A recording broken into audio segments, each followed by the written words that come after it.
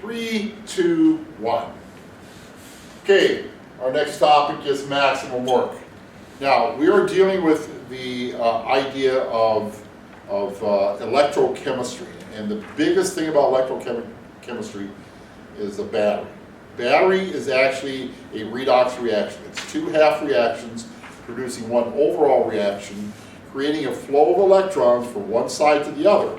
But the battery is designed such that during that flow of electrons, the flow of electrons is rerouted through a wire touching one end of the battery, forcing those electrons to flow through a system, allowing work to be performed by whatever system it is being designed to work for. Then those flow of electrons go through what we call a resistor.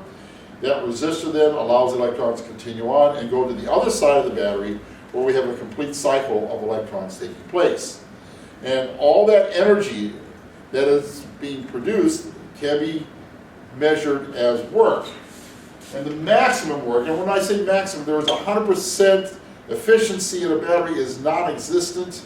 In fact, most dry cell batteries, the efficiency is about 10%, but I think they've gotten a little bit better with like lithium batteries. Lithium batteries now has a much higher efficiency, but I don't think it's close to 50%. Regardless, we can calculate the 100%. And that's what we're going to do today. What is the maximum work a battery can produce in its redox reaction? The oxidation half reaction and the reduction half reaction together. This is the formula we're going to be using. Now, to kind of give you a quick overview of why this works. This E, the EMF, is the voltage. And voltage is measured in joules per coulomb. Okay? The N here is the number of moles of electrons. So we're talking about joules per coulomb. Now, coulomb is a quantity of electrons that is 6 times 10 to the 18th electrons, I believe, off the top of my head. But it is a much lower quantity than a mole of electrons. So we have to, which is what we find being given off here. So since this is a measurement in joules, or at least joules per coulomb, the coulomb here has to be converted to moles, or the moles have to be converted to coulombs in order for this to be effective. So we have N, which is the number of moles of electrons that the system is using in its transfer from point A to point B in the battery. And then this constant right here is called Faraday's constant. Faraday's constant allows us to change coulombs to moles and moles to coulombs. It's 96,500 coulombs per mole. And so if you were to take 6.02 times 10 to the 23rd and divide by the number of coulombs, which is like 1.60 times 10, I forget. No, 6 point, oh gosh, I can't remember now. I'm a bad physics teacher that I am. Anyway, it's very close to 100,000, it's 96,500. That's the number we're always going to use for F. This is variable, this is variable. This has to come from our analyzing of the redox reaction. This is going to come from looking at the charts on the reduction potential charts that we have on page 856. So let's take a look at an example of how that's going to be used.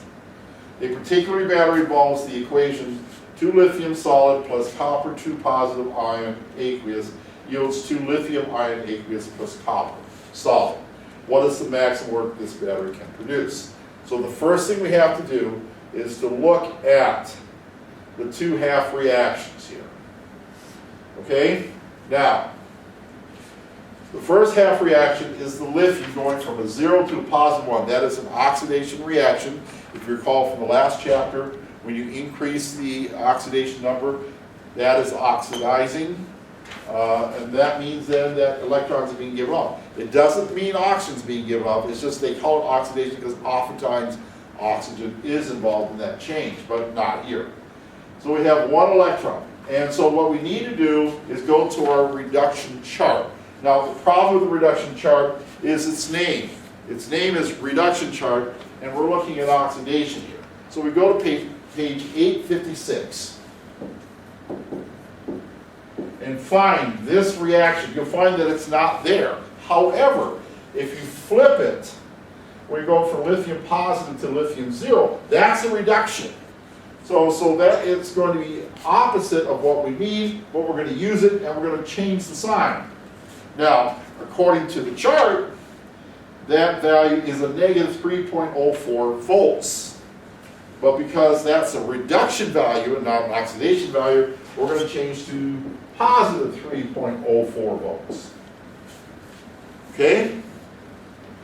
Now, this is reducing copper 2 positive, forming copper metal. It's going to absorb 2 electrons, so that means the lithium has to produce twice as many electrons as this is going to absorb. That electron is exactly written this way in the chart, and we try to find that thing.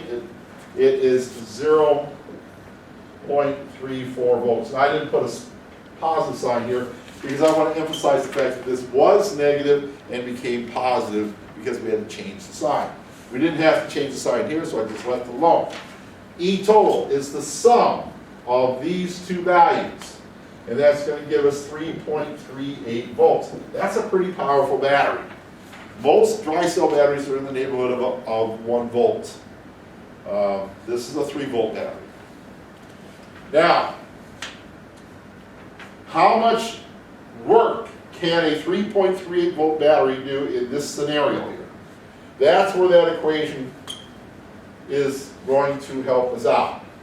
And that is, again, W max, which is maximum work, is equal to NFE. N is the number of electrons. We're going to go back up here.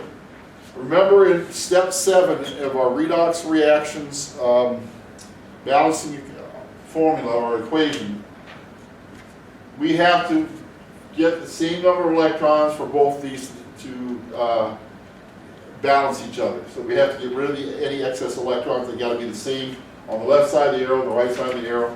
So that means we'd have to double this in order for that to happen. If we don't double this, we just put a 2 for across here, but that stays at 3.04 volts because it is comparing between joules and coulombs, not involving this equation at all. So that means then that N then is going to have to be 2. That's going to be 2 electrons. Times, we said F is Faraday's constant, that's 96,500. Now I put 2 electrons, I should say moles of electron. And this is joules per mole. Let's see here. Make sure I got that right. Coulombs per mole, my bad. Coulombs per mole. Times the E value, which we got is 3.38 volts. We multiply these values together, and volts again, remember, is joules per coulomb. Coulombs cancel out, moles cancel out. These is joules, and the max amount we get for this section.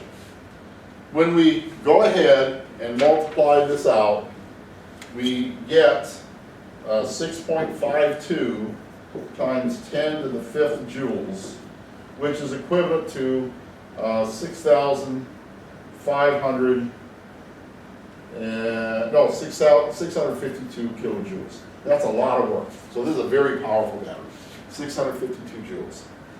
All right, so we got 4 practice problems with this.